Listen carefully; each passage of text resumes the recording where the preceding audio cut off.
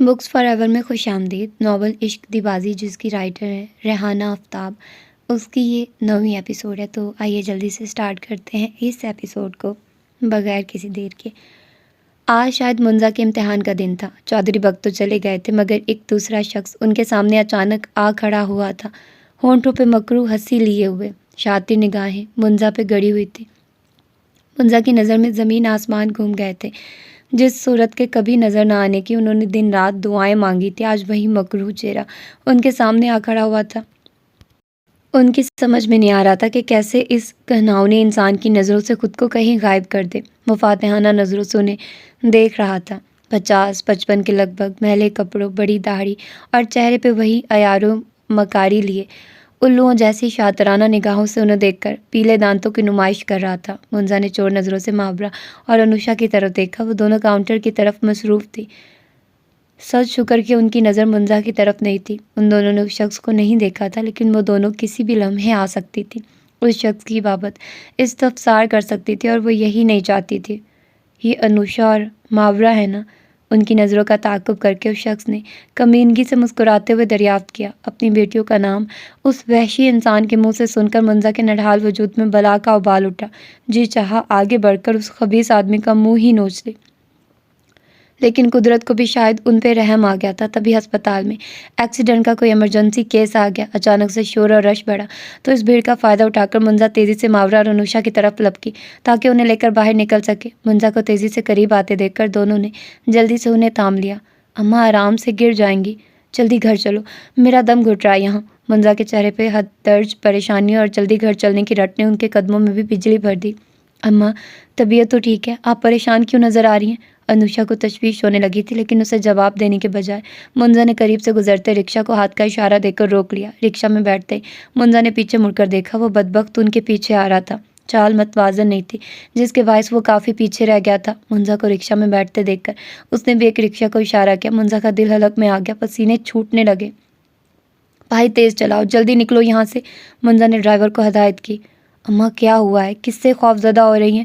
ماورا کو ان کے انداز پہ حیرانی ہو رہی تھی۔ انوشا بھی حیرانی سے انہیں دیکھ رہی تھی۔ میں کیوں پریشان ہونے لگی؟ خوف زدہ کہاں ہوں، بس گھر جانا ہے جلدی۔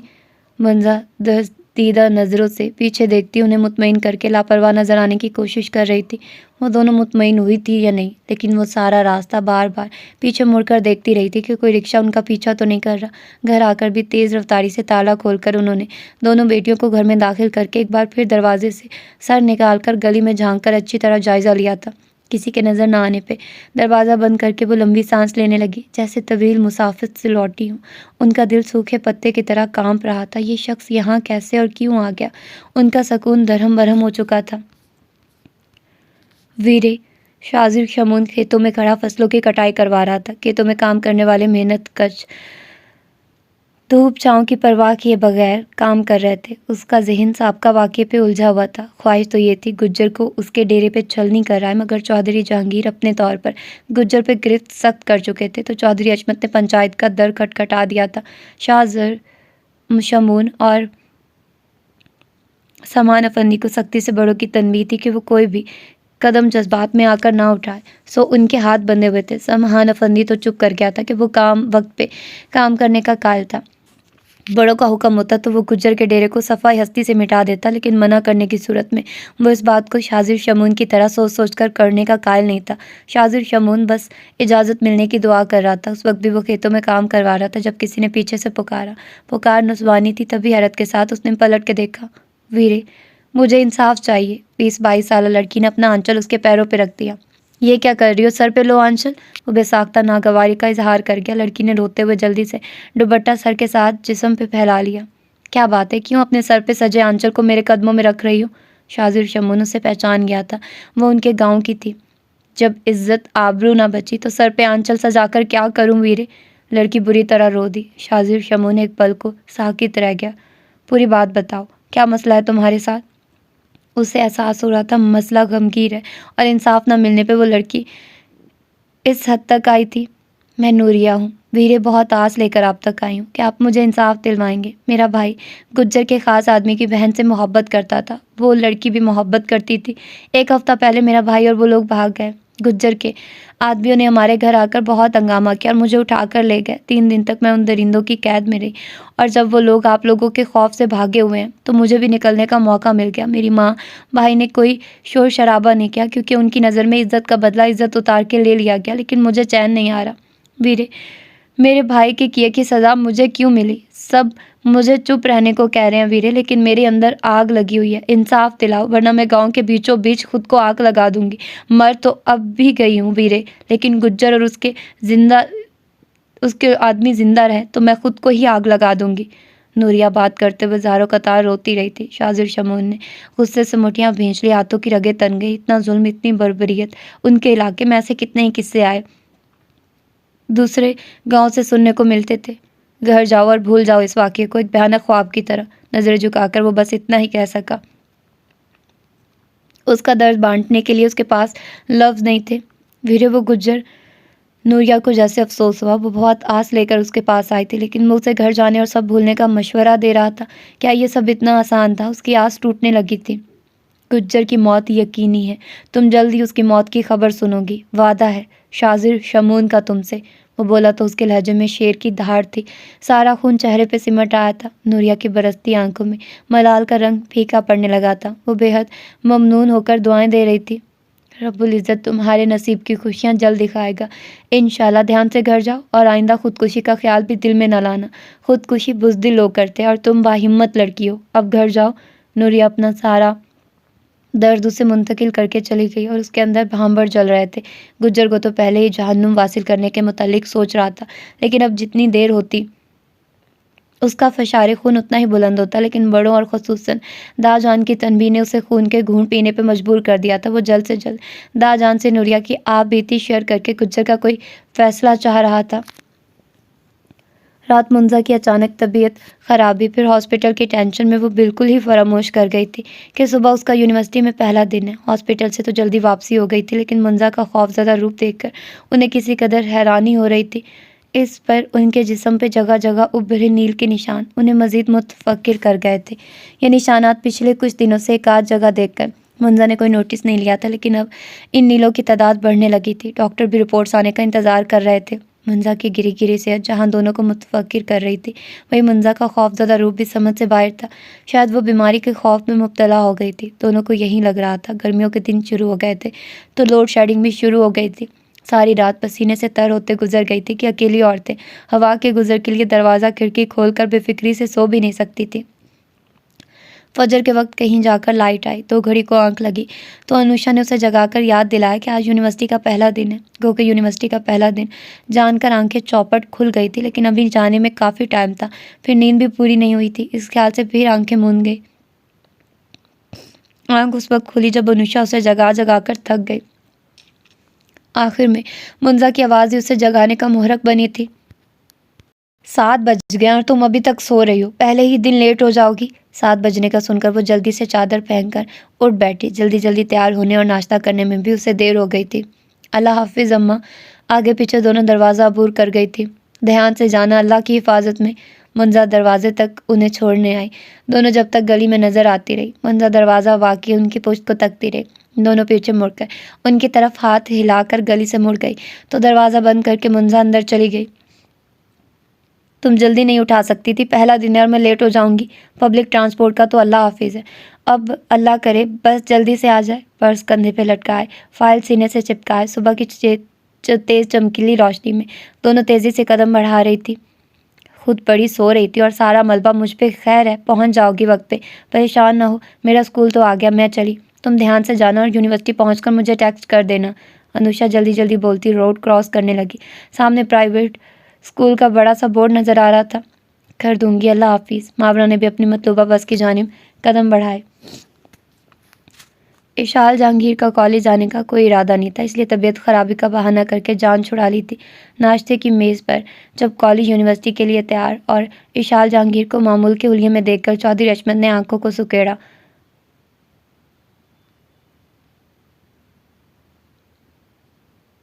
طنز ڈر آیا تھا، لیکن ان کی طرف سے کوئی سوال نہیں ہوا تھا۔ اشال جہانگیر نے شکر ادا کیا کہ جواب طلبی سے بچ گئی تھی، لیکن سمحان افندی مزید متفکر ہوا تھا کہ چودھری حشمت کی خاموشی اسے کسی طوفان کا پیش خیمہ لگ رہی تھی۔ اشال، تم کالج کے لیے تیار نہیں ہوئی بچے؟ ڈرائیور کے ہارن دینے پہ لڑکی افراتفری سے ناشتہ جلدی جلدی پورا کر کے اٹھنے لگی تو اس کے پرسکون انداز کو دیکھتے چودھری اسود نے استفسار کیا، چچا جان، میری طبیعت رات بھر ٹھیک نہیں رہی، سر میں بہت درد رہا، سر ابھی بھی بھاری ہو رہا ہے اور گلا تو بس بہت بے حد دکھ رہا ہے، آواز بھی مشکل سے نکل رہی ہے۔ اس نے آواز میں نقاہت پیدا کرنے کی سر توڑ کوشش کی۔ بولنے کے دوران جھوٹی کھانسی کھانسنے لگی۔ چودھری حشمت نے کچھ نہیں کہا، بس خاموش نظروں سے اس کی پلیٹ میں بڑی مقدار میں موجود آم کا اچار، کٹوری میں موجود دہی، گھی میں تر تر پراٹھے اور انڈے کو دیکھ رہے تھے۔ ان کی نظروں کا دیکھ کر سمحان افندی بھی اس کی پلیٹ دیکھ کر سر پیٹ کے رہ گیا۔ جھوٹ بول رہی تھی تو کم از کم جھوٹ کا بھرم تو رکھ رہی ہوتی۔ اوہو، خیال رکھو بچے، یہ گلا خراب کرنے والی چیزیں مزید تو مت کھاؤ، چودھری اسود نے بھی احساس دلایا تو وہ چونک کر اپنی پلیٹ کو دیکھنے کے بعد چور نظروں سے چودھری حشمت کو دیکھنے لگی۔ انہیں اپنے ناشتے کی طرف دیکھ کر سکون کا سانس لیتے اس کی نظر سمحان افندی سے مل گئی، جو خشمگین نظروں سے اسے گھور رہا تھا۔ اب اس کی شان میں کون سی گستاخی کر دی میں نے؟ وہ سر جھٹک کر رہ گئی۔ طبیعت زیادہ خراب ہے تو تائی یا چاچی کو لے کر ڈاکٹر کے پاس چلی جانا، چودھری فیروز نے بھی فکر مندی سے کہا تو وہ شدومت سے سر ہلانے لگی۔ طبیعت نہیں، اس لڑکی کا دماغ خراب ہے، بیٹھے بٹھائے بلا وجہ چھٹی کرنے پہ۔ وہ اسے تیکھی نظروں سے دیکھ رہا تھا۔ شاہ ناشتہ کر کے گئے بڑی بہو؟ چودھری حشمت کو شاذر شمعون کی کمی محسوس ہو رہی تھی، تبھی فریال سے استفسار کیا۔ جی بابا جان، انہوں نے مختصراً بتا کر مطمئن کیا۔ تبھی فریال نے سمحان افندی کو ڈپٹ کر ناشتہ کرنے پر اصرار کیا۔ کیوں بھائی سمحان، کیا مسئلہ ہے؟ ماں کو شکایت کیوں ہو گئی؟ ٹھیک سے کھا پی نہیں رہے کیا؟ پچھلے واقعے کی وجہ سے ڈسٹرب ہو میری جان؟ چودھری اسفند نے محبت سے دریافت کیا۔ نہیں ڈیڈ، چودھری اسفند کا بیٹا اور دا جان کا پوتا اتنا کمزور نہیں کہ اتنے چھوٹے موٹے واقعے کو خود پہ اثر انداز ہونے دے۔ وہ مسکرا دیا۔ پھر کیا بات ہے؟ چودھری اسفند مطمئن نہ ہوئے۔ اوہ کم آن ڈیڈ، آپ بھی مما کی باتوں میں آ گئے۔ پتہ تو ہے یہ 4 وقت کا ایک وقت کھلانے پہ مصر رہتی ہیں، ماں ہے نا، اس لیے انہیں ہٹا کٹا بیٹا بھی کمزور لگتا ہے۔ وہ چودھری اسفند کو ہنس کر ٹال گیا تھا۔ ہاں یہ تو درست کہا تم نے، تمہاری ماں کو مطمئن کرنا دنیا کا مشکل ترین کام ہے۔ اشال جہانگیر اپنی جگہ افسردہ ہو گئی تھی۔ ماں باپ کا سایہ، ان کی محبت بھری تکرار، روک ٹوک، ڈانٹ ڈپٹ میں پوشیدہ محبت خیال سینے سے لگانا اس کے حصے میں تو کچھ نہیں آیا تھا۔ یادداشت کے پنوں پہ کوئی خوبصورت لمحہ نہیں تھا، وہ تو تہی دامہ تھی۔ وہ اپنا اور سمحان افندی کا موازنہ کرنے لگی۔ سمحان افندی اسے یکدم بہت امیر اور بے حد خوش قسمت لگنے لگا۔ اس کے پاس فکر کرنے والی ماں تھی، مان اور محبت جتانے والا باپ تھا، اور اس کا تو کوئی بھی نہیں تھا۔ ماں تو منو مٹی تلے اس وقت جا سوئی جب اس نے بچپن کی انگلی بھی نہیں چھوڑی تھی، اور باپ تو جیتے جی ہی اس پہ مٹی ڈال کر فاتحہ پڑھ چکا تھا۔ اسے تو یاد بھی نہیں رہتا تھا کہ اشال جہانگیر نامی کوئی بیٹی حویلی میں بھی موجود ہے۔ ایشان جہاں اور نرمین ان کی دانس میں تو یہ 2 ہی بچے ان کے اپنے تھے۔ ہاتھ کی لکیروں پہ نظریں جمائے اس کے لبوں پہ تلخ مسکراہٹ پھیل گئی تھی۔ کیا چھپا ان لکیروں میں جنہیں بڑے غور سے پڑھ رہی ہو؟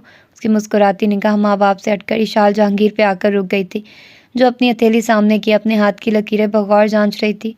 سیاہ بختی، محرومی، کسک، خلش، سبھی کچھ تو ہے ان لکیروں میں۔ سر جھٹک کر میز پہ ہتھیلی رکھ کر وہ تلخی سے مسکرائی۔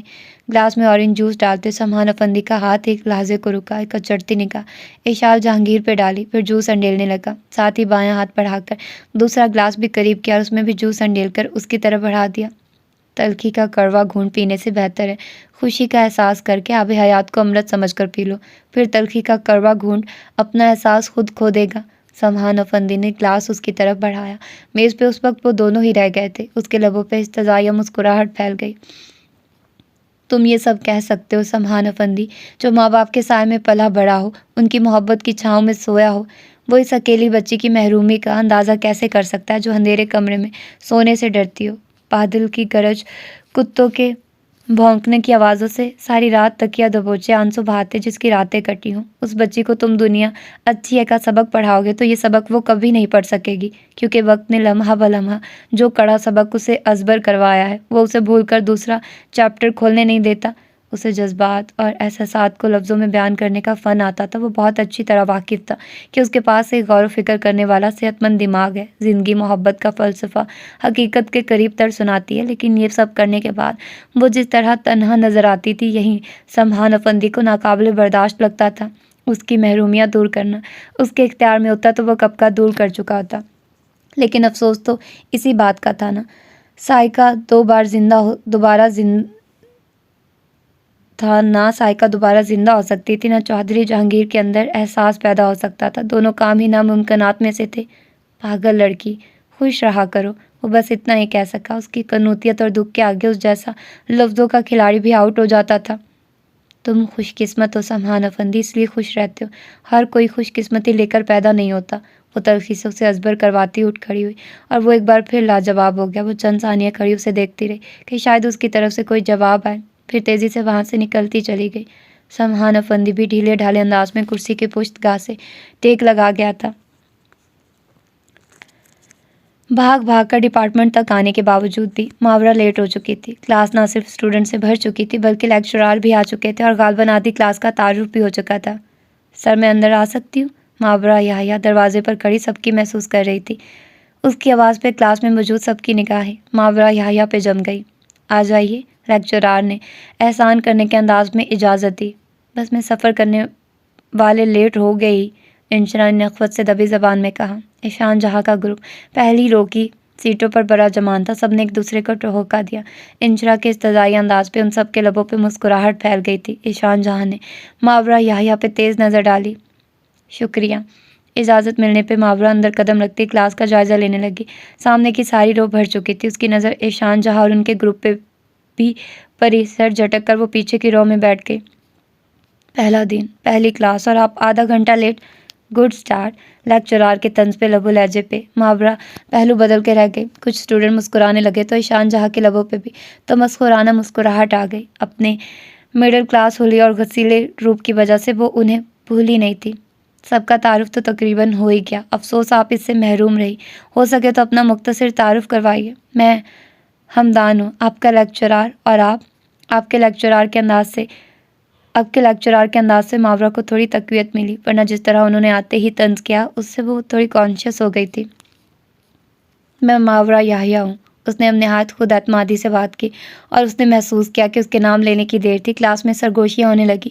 سب نے ایک بار پھر مڑ کر دیکھا، لیکن اب کی بار سب کی نظروں میں سجاب تھا۔ احسان جہاں کا پورا گروپ منہ کھولے بیٹھا تھا۔ تعارف کے دوران ہر لڑکی کا نام اس نے ذہن نشین کیا تھا۔ ذہن مستعد تھا کہ ماورا یحییٰ ہے کون، اور اب جب وہ سامنے تھی تو احسان جہاں اسے ایک ٹک دیکھ رہا تھا۔ تو آپ ہیں ماورا یحییٰ جس نے انٹری ٹیسٹ میں ٹاپ کیا؟ لیکچرار ہمدان بھی متاثر ہوئے تو وہ انکساری سے سر اس بات میں ہلا گئی۔ رشک و حسد کی ملی جلی کیفیت میں ڈوبی کئی نگاہیں اس پہ جمی ہوئی تھی اور ایشان جہاں کی آنکھیں شعلہ اگلنے لگی تھی۔ لو جی، یہ تیکھی مرچ ٹاپ آف دی لسٹ نکل آئی۔ ہم سب کا تو ذہن ہی نہیں گیا اس کی طرف کہ یہ پٹاخہ بھی ہو سکتی ہے۔ پہلا دن تھا، پڑھائی تو نہیں ہوئی۔ تعارف سنتے اور کرواتے وقت گزر گیا۔ دوسری کلاس کی طرف جاتے ایشان جہاں کا گروپ سر پیٹ رہا تھا۔ ایشان جہاں کی سر نگاہ ماورا یحییٰ کے پشت پہ جمی ہوئی تھی۔ ماورا یحییٰ کی نظروں نے بھی ان سب کے شاکڈ انداز ملاحظہ فرمائے تھے۔ ان کے ہونک اور غسیلے تاثرات پہ اس نے ذرا بھی توجہ نہیں دی تھی۔ وہ سب پھر سابقہ انداز میں کوریڈور بلاک کیے چل رہے تھے۔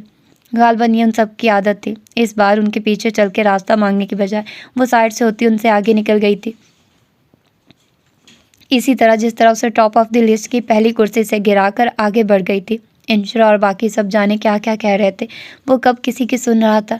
اس کی نظریں تو اس پہ جمی ہوئی تھی، جانے وہ اس کے لیے کون سی سزا سوچ رہا تھا۔ وہ تو اپنی قابلیت کے بل بوتے پہ ٹاپ پہ آئی تھی۔ اس نے تو کوئی مقابلہ بازی شروع نہیں کی تھی۔ وہ قابل تھی جو بنا مقابلے کی نیت کیے جیت گئی تھی، مگر اس کی جیت ایشان جہاں کو ہضم نہیں ہو رہی تھی۔ یہ آئی ڈی کو کیا ہو گیا؟ اوپن کیوں نہیں ہو رہی؟ رات تو ٹھیک چل رہی تھی۔ صبح صبح سیل فون ہاتھ میں لیے وہ پچھلے آدھے گھنٹے سے کوشش کر رہی تھی، لیکن اس کی آئی ڈی تھی کہ اوپن ہو کر نہیں دے رہی تھی۔ ای میل، پاسورڈ اس نے سب چینج کر کے دیکھ لیا، لیکن نتیجہ ہنوز تھا۔ سیل فون رکھ کر اس نے لیپ ٹاپ سے کوشش کی، لیکن آئی ڈی وہاں سے بھی لاگ آؤٹ تھی۔ اف، وہ تھک ہار کے بیٹھ گئی۔ یہ خیال کہ آئی ڈی ہیک ہو چکی ہے، اسے رونا آنے لگا۔ کتنی ہی یادیں اور تصاویر وال پہ تھی۔ ہو نہ ہو یہ شاذر شمون کی ہی حرکت ہے، اس سے ہی ویر ہے میرے اکاؤنٹ سے۔ پوچھتی ہوں کس کے کہنے پہ میرا اکاؤنٹ چھینا؟ رونے سے فارغ ہو کر شدید غصے میں مبتلا ہو کر وہ بے ساختہ شاذر شمون کو کال ملا گئی۔ اس کی ناس میں اس نے زیادہ سوشلزم پہ اسے مزہ چکھایا تھا، اور یہ سوچ اتنی گہری ہو گئی کہ اس نے فوراً ہی اس کا نمبر ملا دیا تھا۔ شاذر شمون جو ابھی حویلی لوٹا تھا، شنایا کی کال آتے دیکھ کر نظر انداز کر گیا۔ اس کا ذہن گجر اور نوریہ میں الجھا ہوا تھا۔ وہ اسی حوالے سے چودھری عصمت سے بات کرنے آیا تھا۔ کال دوبارہ آنے لگی تو اسے لامحالہ ریسیو کرنی پڑی۔ آخر آپ کو مجھ سے دشمنی کیا جو آپ نے میرا اکاؤنٹ ہتھیا لیا؟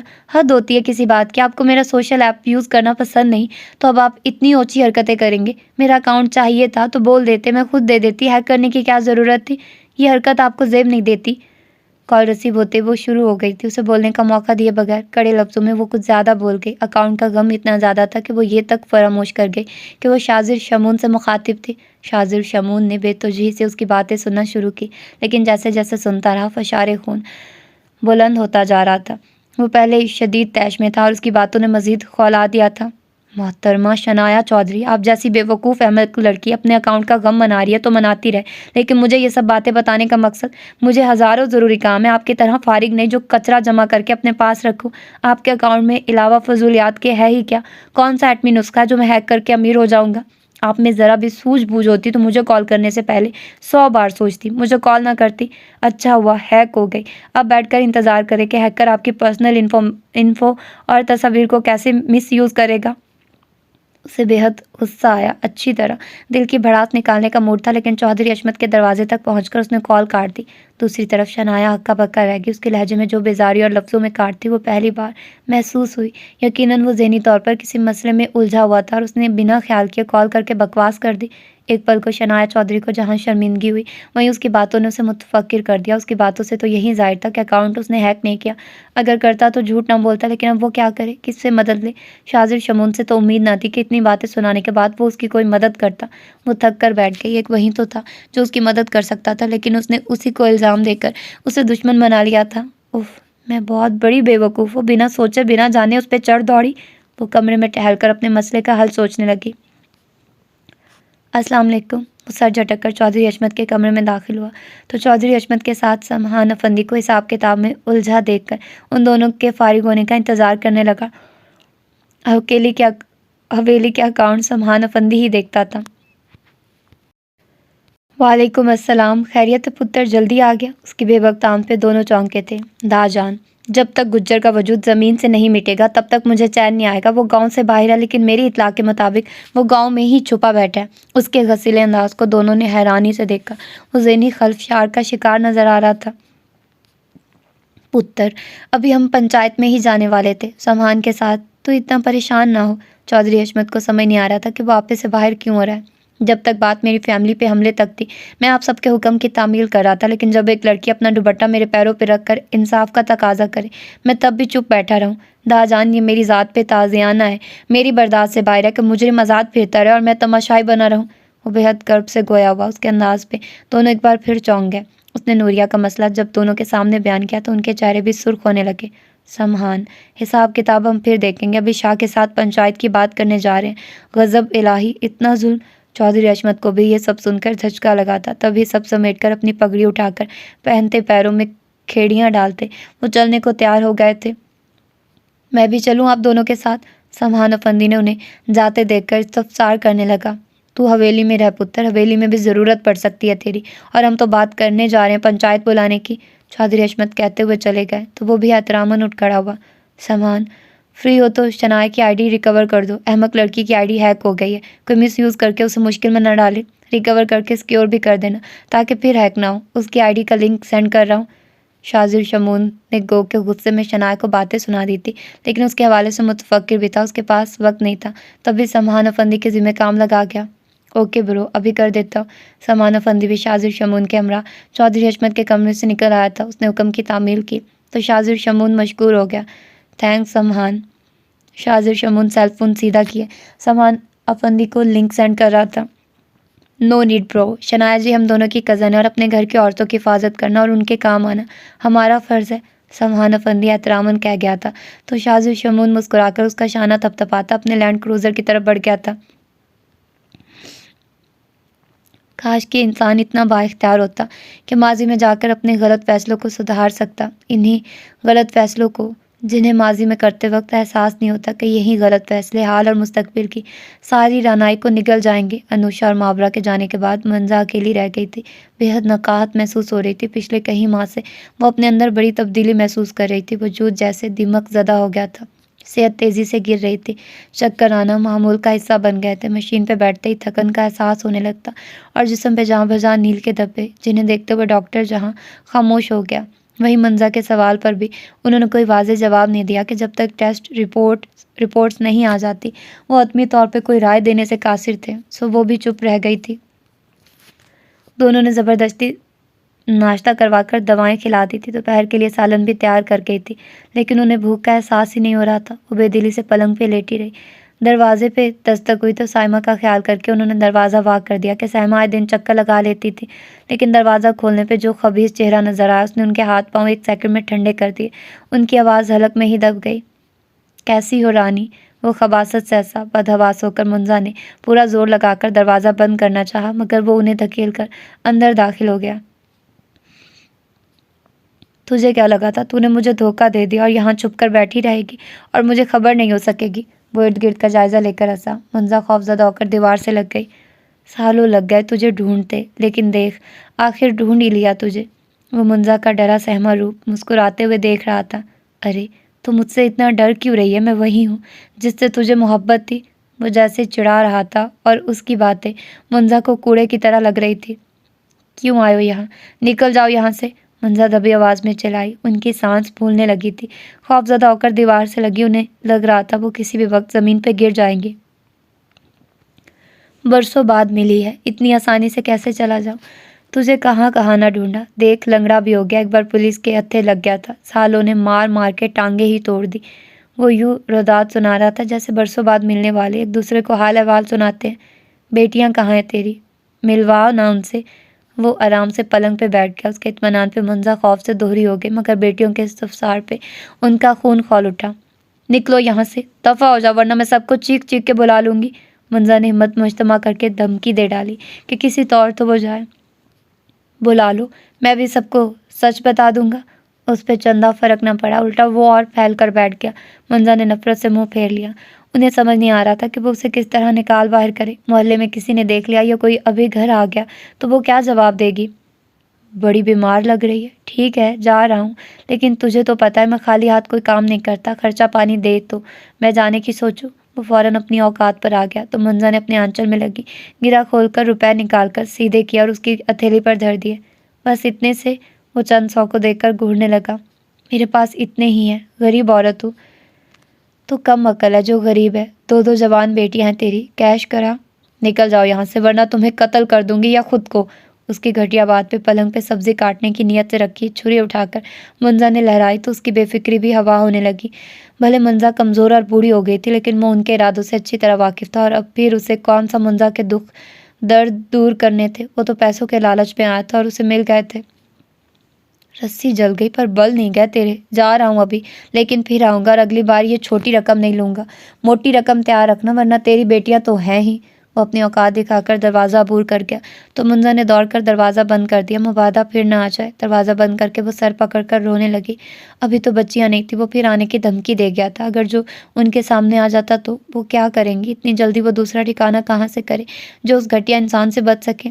آنسوں کی بارش ایک بار پھر شروع ہو گئی تھی۔ انہیں انوشا اور ماورا کی فکر ہونے لگی۔ جلد سے جلد دونوں کی شادی کر دینا ہی ان کے نزدیک بہترین حل تھا۔ رشتے کے گھر سے بات کرنے کے لیے وہ سائمہ کی طرف جانے کا سوچ رہی تھی، مگر ابھی جو کچھ ہوا اس کے باعث ان کی ٹانگیں لرز رہی تھی۔ آئی ڈی ریکور کر کے سیکیور کرنے کے بعد شنایا کو ای میل اور پاسورڈ سینڈ کر کے وہ ہال میں آیا تو اشال جہانگیر کو منہ بسورے زمرد بیگم کے پاس بیٹھے دیکھ کر چونک گیا۔ سمحان تو فارغ ہے بچے؟ زمرد بیگم اسے دیکھ کر کھل اٹھی جیسے انہیں مسئلے کا حل مل گیا ہو۔ جی دی جان، حکم کریں۔ وہ مؤدب ہو کر سامنے والے صوفے پہ بیٹھ گیا۔ اشال کو کالج ڈراپ کر دے پتر، اس کی سہیلی کا فون آ گیا کالج سے۔ وہ کیا بولتے ہیں؟ زمرد بیگم ذہن پہ زور دینے لگی۔ پریکٹیکل دی جان، اشال جہانگیر نے ہولے سے کہا۔ ہاں ہاں وہی ہے، اسے کالج جانا ہے، ڈرائیور تو بچیوں کو چھوڑنے کے بعد شہر گیا کام سے، اب واپسی میں بچیوں کو لیتا ہی آئے گا۔ تو اشال کو چھوڑا، واپسی میں ڈرائیور سب کے ساتھ لیتا آئے گا۔ زمرد بیگم کی بات کے اختتام پہ اس نے ایک نظر اشال جہانگیر پہ ڈالی۔ اس کے آنے سے پہلے وہ منہ بسور کے بیٹھی تھی اور اب منتظر نظروں سے اسے دیکھ رہی تھی کہ وہ کیا جواب دیتا ہے۔ بہتر دی جان، وہ مؤدب ہو کر کہا۔ جا پتر، چادر لیا، زمرد بیگم نے کہا تو وہ چادر لینے اندر چلی گئی۔ چند منٹ میں ہی واپس آئی تو دوپٹہ سر پہ لے کر گرے رنگ کی بڑی سی چادر کو وجود کے گھر لپیٹ رکھا تھا۔ اس کے ڈھکے چھپے حلیہ کو دیکھ کر سمہان افندی کو سکون حاصل ہوا۔ ان معاملوں میں اس نے کبھی کسی کو تنگ نہیں کیا تھا۔ وہ حویلی میں ہی الٹی سیدھی حرکتیں کرتی تھی، جبکہ باہر نکلتے اس کا یہی روپ ہوتا تھا۔ اس نے یونیفارم نہیں پہنا تھا، مگر وائٹ شفون کا سوٹ اور وائٹ دوپٹہ یونیفارم جیسا ہی لگ رہا تھا۔ جاؤ پتر، دھیان سے جانا دونوں۔ نکلنے سے پہلے سمہان افندی نے سر جھکایا تو زمرد بیگم سر پہ ہاتھ پھیرنے کے ساتھ دعائیں دینے لگی۔ اللہ حافظ دی جان۔ سمہان افندی آگے بڑھ گیا تو وہ بھی ان سے دعا لیتی تیزی سے پیچھے لپکی۔ پہلے جھوٹ موٹ بیماری کا بہانہ کر کے چھٹی کر لو اور پھر پریکٹیکل کا شور مچا کر کالج کی دوڑ لگواؤ، یہ اچھی حرکت ہے۔ گاڑی کے سم چلتے ہوئے وہ اشال جہانگیر کو گھور کر بولا، تمہارا جانے کا موڈ نہیں تھا تو دی جان کو انکار کر دیتے، اب مجھے باتیں مت سناؤ۔ حسب عادت وہ چڑی کہ وہ احسان جتا رہا تھا۔ ڈرائیور کی بجائے تمہیں میرے ساتھ کالج جانے کا شوق چڑھایا ہے، باتیں تو سناؤں گا۔ وہ اپنی سواری تک پہنچ گیا تھا۔ فرنٹ سیٹ کا دروازہ کھولتے اشال جہانگیر نے تیکھے چتونوں سے اسے گھورا۔ تم میں کوئی سرخاب کے پر لگے ہیں جو میں تمہارے ساتھ جانے کے لیے مروں گی؟ تڑک کے کہتے وہ فرنٹ سیٹ پہ بیٹھ گئی۔ یہ تو تم بہتر جانتی ہوگی، اس نے کہتے ہوئے ڈرائیونگ سیٹ سنبھال لی۔ اب اگر زیادہ باتیں سنائیں گے تو میں اتر جاؤں گی۔ وہ دھمکی پہ اتر آئی۔ حویلی میں ساری پابندیاں عورتوں کے لیے ہیں۔ عورتیں سائیکل، اسکوٹی، جہاز اڑا رہی ہیں اور داجان ہمیں گاڑی تک چلانے کی اجازت نہیں دیتے۔ محتاج بنا کر رکھا ہے حویلی کے مردوں کا، اور وہی مرد ذرا سے کام پہ تانے دیتے ہیں۔ اب وہ خود ترسی کی کیفیت میں ڈوب کر غصے کے سمندر سے ابھرنے کا پلان کر رہی تھی۔ یہ کیئر اور فکر ہے جنہیں تم پابندی سمجھتی ہو۔ اپنی سوچ کا نظریہ بدلو، زندگی آسان لگے گی، نرم لہجے میں کہتے اس نے ہارن دیا تو چوکیدار نے جلدی سے دروازہ کھول دیا۔ تم بھی حویلی کے حاکم مزاج مردوں میں سے ہی ہو نا، تمہیں میری باتیں کہاں سے درست لگیں گی؟ وہ استضائی انداز میں کہتے آنچل سر پہ جمانے لگی۔ بے شک میری جڑیں بھی حویلی سے ہیں، لیکن میں اپنی بصیرت کے مطابق جو دیکھتا ہوں وہ تم نہیں دیکھ سکتی۔ مانا حویلی میں عورتوں کے لیے کچھ قواعد و قوانین ہیں، لیکن ان اصولوں سے کسی کی آزادی مجروح نہیں ہوتی۔ کھانے پینے، پڑھنے، شاپنگ، تمام چیزوں کی آزادی ہے، لیکن ایک حد میں رہ کے، اور یہ حد تمہاری بقا کے لیے کتنی ضروری ہے یہ تم ابھی نہیں جان پا رہی، لیکن ایک دن اس بات کو تم بھی مانو گی۔ جو پابندیاں ہیں وہ تمہارے مفاد میں ہیں، لیکن ان کی سمجھ تمہیں ابھی نہیں آئے گی۔ ڈرائیو کرتے وہ ناصحانہ انداز میں اسے سمجھا رہا تھا اور وہ انسنی کیے باہر کے نظارے سے لطف اندوز ہونے لگی۔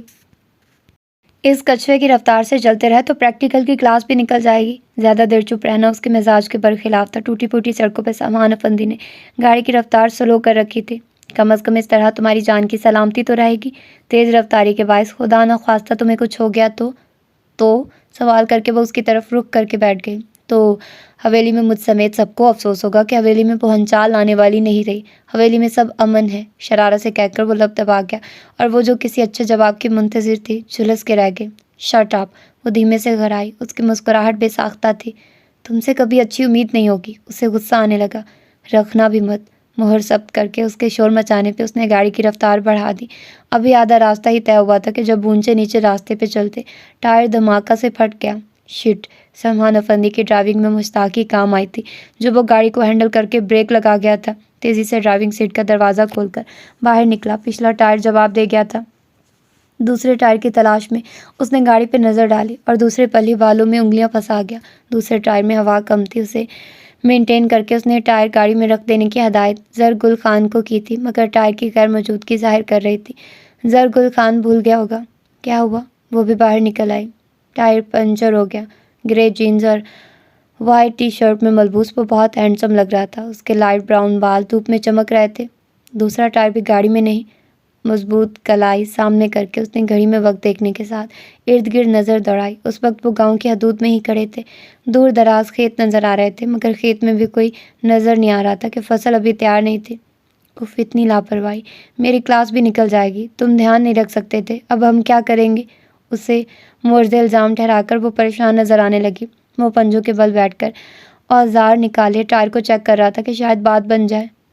وہ گاڑی سے ٹیک لگا کر باہر ہاتھ سینے پہ باندھ گئی۔ ٹائر تو اس قابل نہیں کہ استعمال کیا جا سکے۔ تھوڑا آگے ایک ورک شاپ ہے، میں ٹائر کا بندوبست کر کے آتا ہوں۔ ٹائر کا معائنہ کر کے وہ ہاتھ جھاڑتا اٹھ کھڑا ہوا اور میں وہ ٹھٹکی، تم تب تک ان کھیتوں میں گانا گا لو۔ اس کے معصومانہ سوال پہ وہ جھنجلا کر بولا، وہ پیر پٹک کے رہ گئی۔ اللہ کی بندی، دھوپ میں کہاں خوار ہوگی میرے ساتھ؟ تم اندر بیٹھ کر ویٹ کرو، میں جلدی آ جاؤں گا۔ اس نے گاڑی کے اندر بیٹھنے کا اشارہ کیا تو وہ بھی دھوپ کی تمازت کا احساس کرتی اندر بیٹھ گئی۔ شیشے اوپر چڑھا لو، لاک کر کے بیٹھنا، میں جب تک نہ آؤں باہر نکلنے کی ضرورت نہیں، اس نے تنبیہ کی۔ اشال جہانگیر خاموشی سے اسے خود سے دور جاتے دیکھ رہی تھی۔ تو یہ تھی اس کی آج کی ایپیسوڈ۔ امید ہے کہ آپ لوگوں کو پسند آئی ہوگی۔ ملتے ہیں اس کی اگلی ایپیسوڈ میں۔ اپنا ڈھیر سارا خیال رکھیے گا۔ اللہ حافظ۔